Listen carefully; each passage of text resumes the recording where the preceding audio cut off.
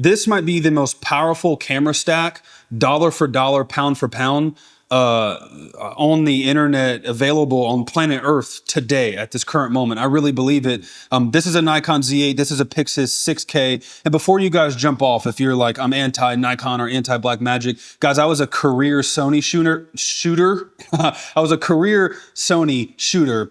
Borderline Sony fanboy, and I moved out of the Sony ecosystem, not because anything was wrong with it, but for some other reasons I'll explain in this video. And I say that because before you jump off, if you're like, I don't need to hear about Nikon or Blackmagic, just hear me out, guys. I'm gonna make my case here, and I think by the end of the video, you'll see what I'm talking about. So we got the Nikon Z8 and we got the PYXIS 6K. Now I have it fully rigged, and on my last video, I touched on the rig, not in depth, only because I had literally just gotten it. And so I just kind of broke it down.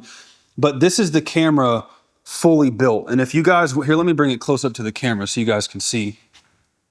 So this is the rig fully built here. And if you guys want to see a video on kind of how I did this, what I have going on, let me know and I'll break it down. But this is the PYXIS 6K. And then here, I'll bring the Nikon Z8 up for you guys so you can see.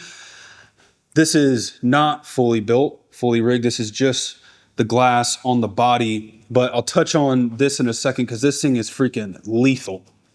Now, why do I believe that this is the most powerful camera stack? Let's unpack this.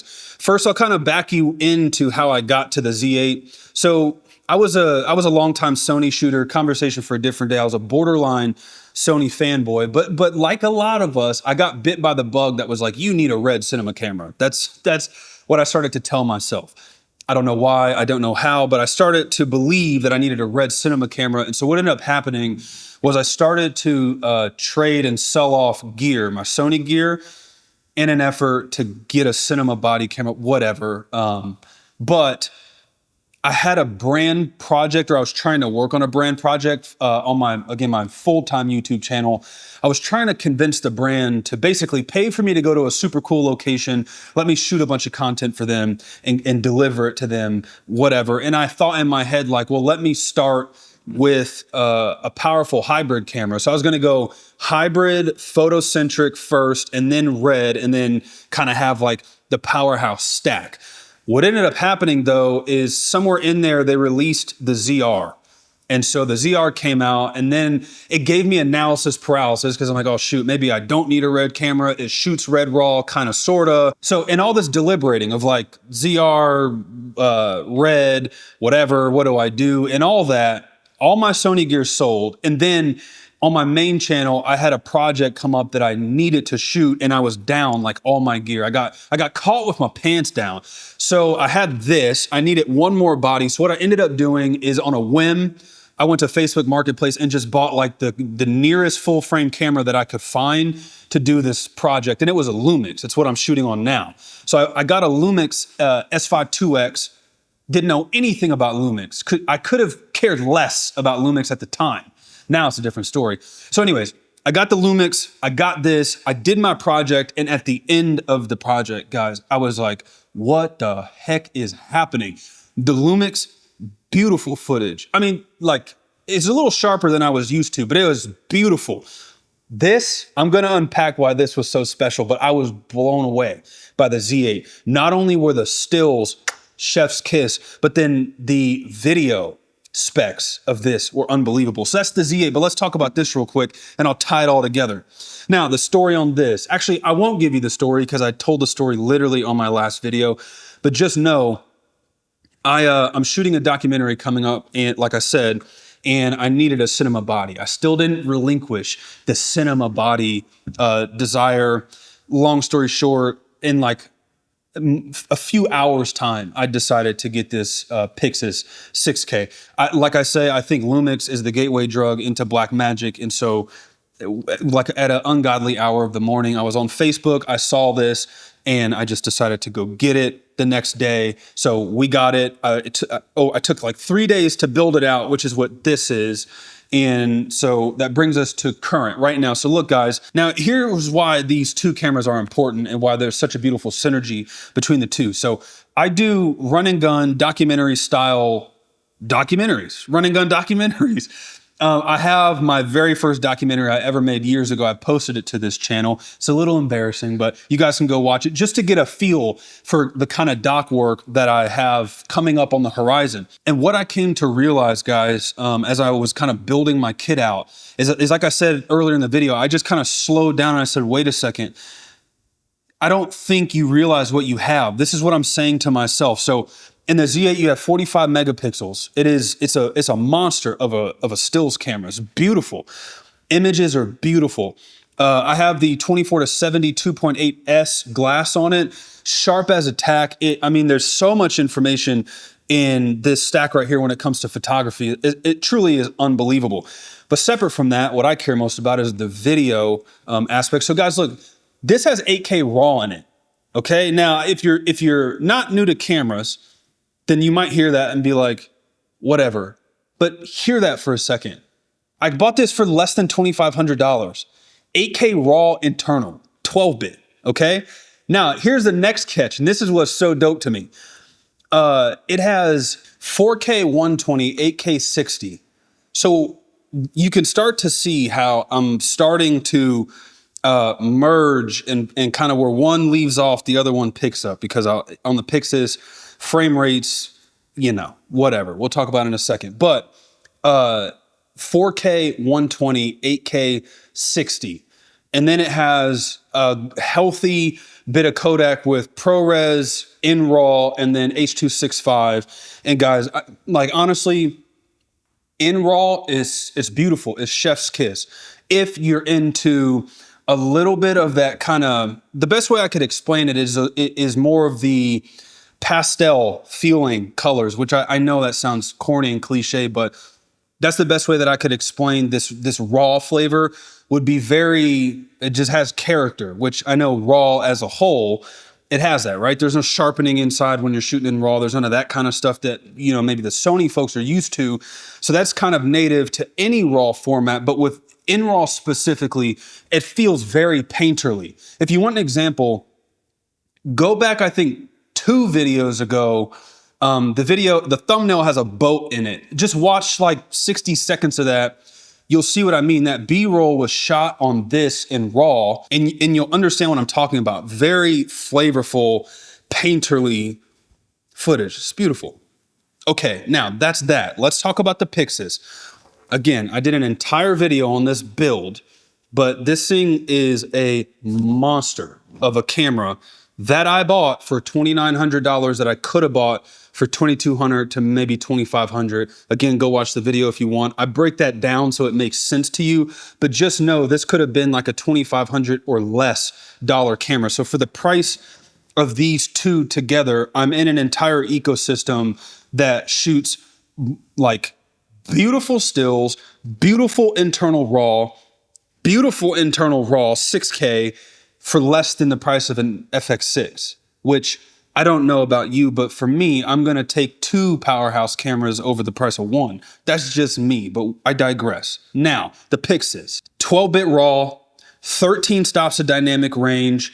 What else does it have? It's the Cinema Cube body, which is awesome. 4-channel audio, which is super dope. Open gate, of course, open gate for my open gate diehards. What else does it have? SDI. So you're going to feed out SDI, which is, you know, would be more set level kind of stuff. You know, if you're not a huge fan of HDMI, you got your SDI right here. You got dual CF Express, which I love. And then what was the other thing? Monitoring. You got waveforms, you got false colors, which is super dope when you're trying to monitor your footage. So the way that I have this built out, this is the OEM Blackmagic monitor that they made specifically for the PYXIS. I think it was specific for the PYXIS, but you can control the camera like you could an FX6. This is breaking my wrist off. You can control the camera straight from the monitor, and then I have a Hollyland Pyro 5 up top.